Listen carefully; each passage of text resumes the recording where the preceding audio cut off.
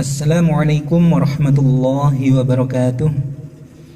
Sahabat mata bersanad dimanapun Anda berada, alhamdulillah, pada kesempatan kali ini saya akan memberikan contoh praktek membaca suratul Falaq disertai dengan bedah tajwidnya ya. Silahkan disimak baik-baik. A'udzu billahi minasy syaithanir rajim. Bismillahirrahmanirrahim. Qul a'udzu birabbil falaq. Ya, pada ayat pertama ada yang perlu diperhatikan, diantaranya pada kalimat qul. Nah, ini ada lam sukun, di mana kalimat qul ini adalah kalimat fi'il, dan dia termasuk fi'ilnya fi'il amar, kalimat perintah. Nah, di sini hukum bacaannya adalah izhar mutlak ya. Jadi termasuk dia hukum bacaannya izhar mutlak. Jadi izhar mutlak itu tidak hanya ada pada nun sukun saja yang bertemu dengan huruf ya, bertemu dengan huruf wawu dalam satu kalimat, tidak ya. Akan tetapi kalau ada lam sukun di situ kalimatnya kalimat fi'il, baik fi'il amar, fi'il madhi ataupun fi'il mudhari', maka dia hukum bacaannya adalah izhar mutlak ya, selama dia tidak bertemu dengan huruf yang sejenisnya. Ini kan dia lam sukunnya bertemu dengan hamzah ya, makanya dia termasuk hukum bacaannya izhar mutlak. Jadi harus dibaca jelas, nggak boleh qul a'udzu, nggak boleh ya. Atau juga baca jelasnya ini juga jangan sampai over, jangan terlalu jelas seperti ini, qul a'udzu. Nah, ini juga tidak tepat ya. Jadi cara membacanya itu jelasnya itu normal saja ya, karena dia punya sifat itu tawassut.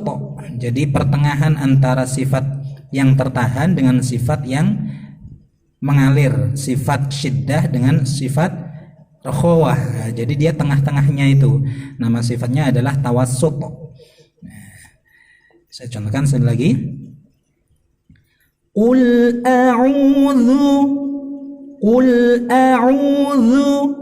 Kemudian pada kalimat berikutnya di sini ada hamzah, kemudian ada huruf ain. Nah, ini sering menjadi permasalahan ya di antara umumnya para pelajar yang masih pemula, di mana banyak sekali ketika membaca hamzah kemudian di situ huruf selanjutnya ain, itu kadang sering kali hamzahnya mirip dengan ain. Contoh qul a'udzu. Nah, ini keliru ya. Dan itu bisa termasuk lahnul jali atau kesalahan besar. Nah, atau kadang sebaliknya. Kadang sebaliknya, ainnya yang mirip dengan hamzah. Ini juga jangan sampai seperti itu. Contoh a'udzu, a'udzu. Nah, ini tidak tepat ya. Jadi yang benar harus dibedakan antara hamzah dengan ain. Kalau hamzah dia tempatnya atau makhorijul hurufnya hamzah itu ada di pangkal tenggorokan ya, atau tenggorokan paling bawah, istilah tajwidnya itu aqsal halqi ya. Sedangkan ain itu tempatnya ada di tenggorokan bagian tengah, atau istilah tajwidnya itu wastul halqi. Nah, jadi harus benar-benar dibedakan ya. Kemudian di sini u-nya ini adalah mat tabi'i zahiri ya, mat tabi'i zahiri. Di mana panjangnya mat tabi'i itu harus 2 harokat ya, nggak boleh lebih dari 2 harokat, nggak boleh kurang dari 2 harokat. Kalau lebih dari 2 harokat hukumnya makruh, kalau kurang dari 2 harokat hukumnya haram secara syar'i. Bahkan kalau misalkan seseorang sudah tahu mat tabi'i panjangnya 2 harokat, namun dia sengaja membacanya itu dilebihkan dari 2 harokat, nah ini ada ulama yang berpendapat haram ya. Ada ulama yang berpendapat haram kalau dia sudah tahu kok disengaja dibaca tidak sesuai dengan kaidah tajwid. Nah, jadi harus benar-benar diperhatikan panjang pendeknya, setiap hurufnya, makhraj dan sifatnya, dan hukum-hukum yang lainnya. Kemudian pada huruf berikutnya yaitu zal. Zal, ini hati-hati juga sering menjadi sesuatu yang sering salah ya. Jangan sampai keliru dengan huruf dal ya. Jangan seperti ini. A'udu du. Nah, keliru ya. Jadi dia bukan dal tapi zal. Tempatnya atau makhrajnya ada di ujung lidah, agak keluar sedikit, ditempelkan dengan ujung dua buah gigi bagian atas atau ditempelkan dengan ujung gigi seri bagian atas ya. Jadi zu. Qul a'udzu zu bukan du. Atau jangan sampai menekannya ujung lidah ini menekannya ujung dua buah gigi bagian atas ini jangan sampai terlalu over menekannya. Kalau terlalu over nanti akan memunculkan sifat hamas. Contoh a'udzu. Nah, ini tidak tepat ya. Jadi jangan sampai terlalu menekan. Saya contohkan sekali lagi. Qul a'udzu zu ya. Kemudian kalimat selanjutnya birabbil falaq. Nah, ini pada lam sukun ini hukum bacaannya bukan lagi izhar mutlak ya, tidak sama dengan ini. Kalau yang pada kalimat ini, pada kalimat birabbil falaq, ini hukum bacaannya izhar qamariyah ya. Karena di sini adalah lamnya lam ta'rif. Ya, lam yang fungsinya itu untuk mengkhususkan sesuatu. Nah, di sini adalah hukum bacanya izhar qamariyah. Ya, kalau di mata bersanad kan kita sering mengenal dengan bahasa lain yaitu terang bulan ya. Jajanan terang bulan. Ya, jadi ini adalah izhar qamariyah. Ciri-cirinya hukum bacaan izhar qamariyah. Pokoknya dia kalau ada lam sukun ya, sebelumnya ada alif. Nah, ini alif ya. Pokoknya kalau lamnya disukun, dalam arti lamnya terbaca sukun, maka pasti dia hukum bacaannya adalah izhar qamariyah ya. Contoh lain misalkan nih pada surah An-Nas, wasil khannas. Tuh ya. Akan tetapi terkadang juga ada yang bacaan itu secara penulisannya sangat mirip dengan cara penulisannya hukum bacaan izhar qamariyah, akan tetapi dia bukan izhar qamariyah. Contoh misalkan waltafatis saqu waltafatis. Nah, itu lam sukunnya itu merupakan bukan lam ta'rif lagi tapi dia lam fi'il. Maka dia hukum bacaannya sama seperti ini tadi, yaitu izhar mutlak. Cuman kalau untuk yang seperti itu di Al-Quran tidak banyak ya, jadi hanya tertentu saja. Cuman secara garis besarnya, setiap kalau ada lam sukun seperti ini, lamnya disukun sebelumnya ada alif, maka dia hukum bacaannya adalah izhar qamariyah, harus terbaca jelas. Cara membaca jelasnya sama seperti ini tadi ya. Jangan terlalu lama bil fa, juga jangan terlalu cepat atau jangan terlalu over jelasnya bil falaq. Nah, itu tidak boleh ya. Jadi cukup bil falaq. Nah, kemudian pada akhir ini adalah qalqalah kubra ya. Jadi harus pantulannya itu dia lebih jelas daripada qalqalah sughra. Nah, untuk membedakan bagaimana qalqalah sughra, bagaimana qalqalah kubra sangat mudah ya. Pokoknya kalau huruf qalqalahnya atau bacaan yang mantul itu dia tidak diwakafkan, dalam arti dibaca wasol, berarti dia adalah qalqalah sughra. Contoh pada surah ini, surah Al-Ikhlas, lam yalid wa lam yulad. Nah, ini lam yalid wa, ini kan dia tidak diwakafkan, maka dia adalah qalqalah sughra. Dilanjutkan, nah, kemudian berhenti di sini, walam yulad. Nah, ini baru qalqalah kubra. Nah, itu ciri-cirinya kalau qalqalah sughra pokoknya tidak diberhentikan. Kalau diberhentikan maka dia qalqalah kubra seperti ini. Nah, kalau misalkan lafadz ini tadi diberhentikan di sini lam yalid, maka dia menjadi qalqalah kubra juga. Ya, cuman ya jangan berhenti di sini ketika membaca ya. Harus diselesaikan sampai akhir ayat. Baik, saya ulang lagi ayat pertama. Qul a'udzu birabbil falaq min syarri ma khalaq.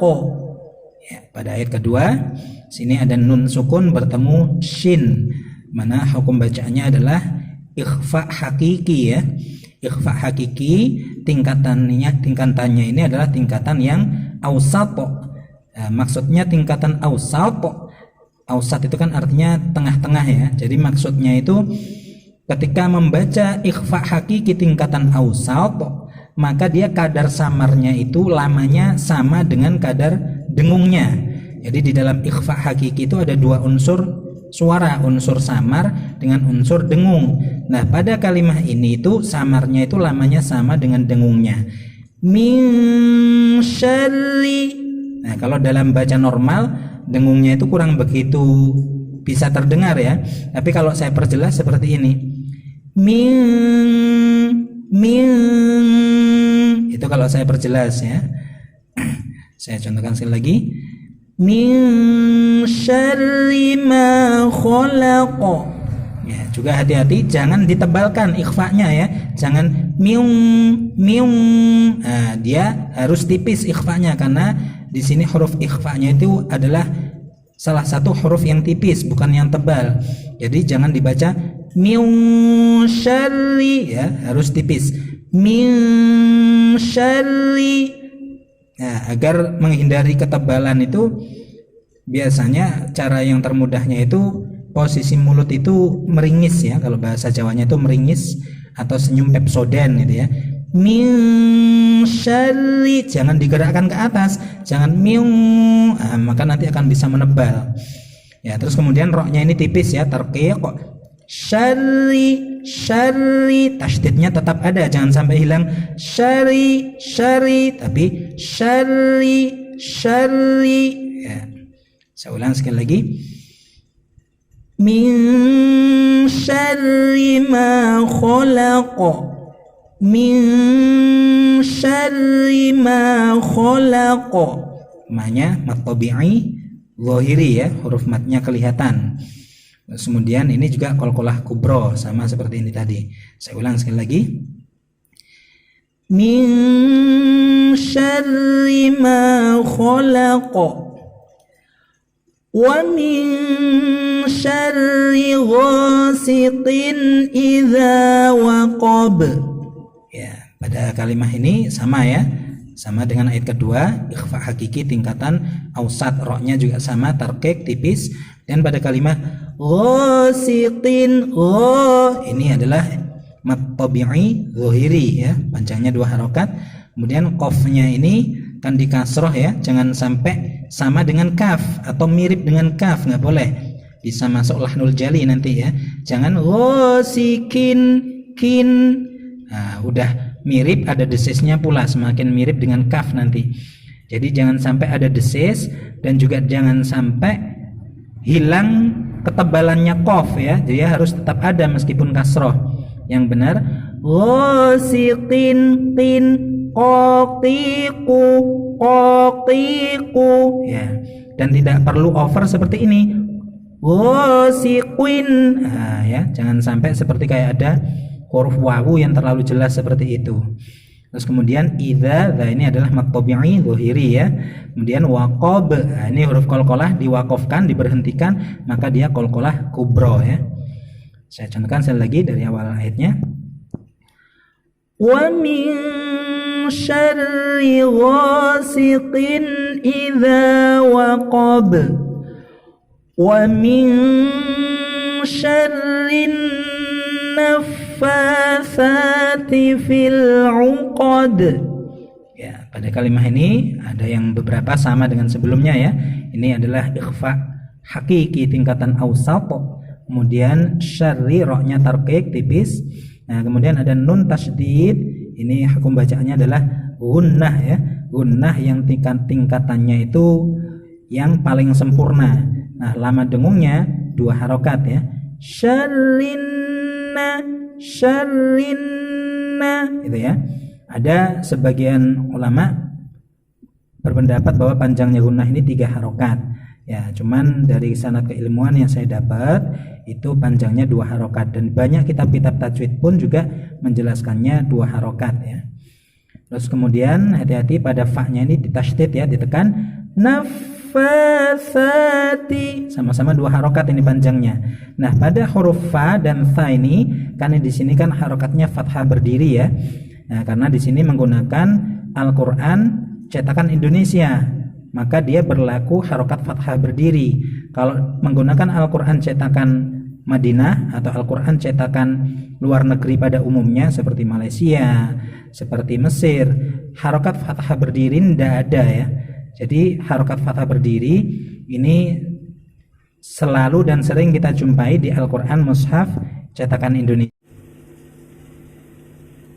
Kalimah ini hukum bacaannya adalah mat tabi'i muqaddar. Ya, muqaddar itu artinya itu dikira-kira. Jadi maksudnya itu di sini kan huruf matnya nggak kelihatan ya.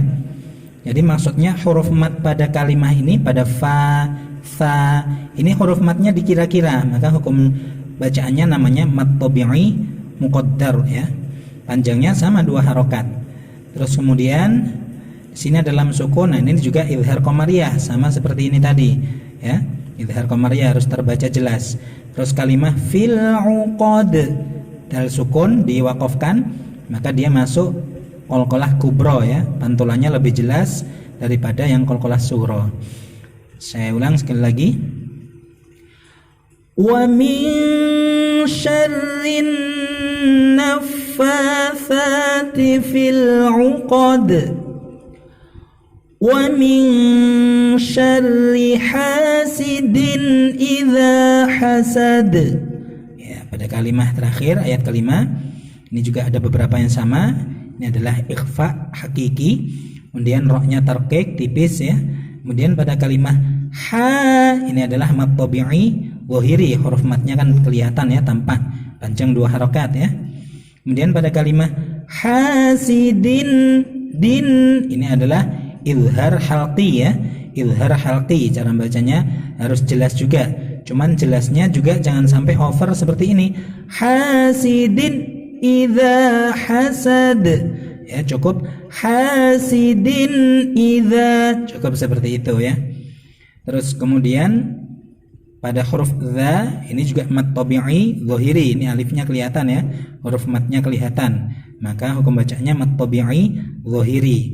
Kemudian pada kalimat hasad, dalnya ini karena diwaqafkan, maka dia hukum bacanya qalqalah kubra. Ya, saya contohkan sekali lagi dari awal ayat 5. Wa min syarri hasidin idza hasad. Ya, ini adalah diantara hukum-hukum tajwid yang ada pada suratul Falaq. Nah, tambahan sedikit, di sini kan pada setiap akhir ayat ya, akhir ayat 1, akhir ayat 2, ayat 3, ayat keempat, ini kan ada tanda waqaf lam alif ya. Istilah tajwidnya itu waqaf mamnu', di mana pengertiannya tidak boleh berhenti. Cuman tidak boleh berhenti di sini juga ulama masih berbeda pendapat ya. Akan tetapi poinnya di sini yang ingin saya sampaikan adalah pada alif atau waqaf mamnu', kalau dia ada di akhir ayat maka dia lebih utama berhenti. Lebih utama berhenti kalau waqaf mamnu'nya ada di akhir ayat atau ra'sul ayah istilahnya. Maka dia lebih utama berhenti, karena konsep tentang waqaf atau kaidah tentang waqaf, pokoknya kalau di akhir ayat maka itu disunnahkan berhenti ya, disunnahkan berhenti. Akhir ayat manapun kalau misalkan kita membaca Al-Qur'an usahakan berhenti saja, karena memang itu yang lebih utama ya. Meskipun lafaz tersebut itu masih ada kaitan maknanya dengan lafaz setelahnya. Nah, namun kaidahnya setiap akhir ayat itu disunnahkan untuk berhenti. Ya, itu ya. Baik, saya contohkan dari awal lagi ya, dari isti'adzah sampai akhir. Silakan perhatikan. A'udzu billahi minasy syaithanir rajim. Bismillah Bismillahirrahmanirrahim. Qul a'udzu birabbil falaq min syarri ma khalaq wa min syarri ghasiqin idza waqab wa min syarrin naffatsati fil 'uqad wa min syarri hasidin idza hasad. Shadaqallahul azim. Ya, mudah-mudahan bermanfaat. Silahkan dilatih ya di rumah masing-masing. Mudah-mudahan Allah memberikan kemudahan kepada kita semuanya di dalam mempelajari cara membaca Al-Quranul Karim sehingga bacaan kita bisa semakin tartil. Amin ya rabbal alamin. Assalamualaikum warahmatullahi wabarakatuh.